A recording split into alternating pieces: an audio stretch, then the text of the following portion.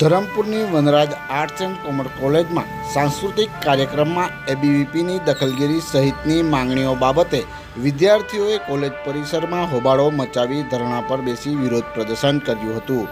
ધરણા પર ઉતરી પડેલા વિદ્યાર્થીઓએ સંચાલક મંડળના પ્રમુખે 2 દિવસ બાદ નિર્ણય માટે બેઠક યોજ્યા બાદ આ બાબતે નિર્ણય લેવાની ખાતરી આપી હતી. સંચાલક મંડળના પ્રમુખની ખાતરી બાદ વિદ્યાર્થીઓએ ધરણા સમેટી લીધા હતા. કોલેજના વિદ્યાર્થીઓએ જો યોગ્ય નિર્ણય નહીં લેવામાં આવે તો ફરીથી ધરણા પ્રદર્શન કરવાની ચીમકી ઉચ્ચારી છે.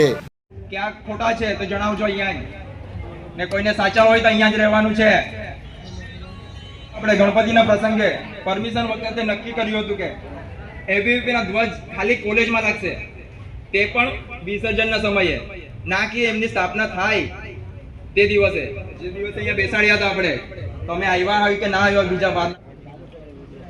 આ વિદ્યાર્થી તરફથી જે કંઈ પ્રશ્નોની રજૂઆત થઈ છે એનું સોલ્યુશન કરવા આપણે જઈ રહ્યા છે, અને સોલ્યુશનમાં બંને તરફથી સમાધાનનું વલણ રહે એવી અપેક્ષા હું રાખું છું અને અમારી આખી ટીમ રાખે છે.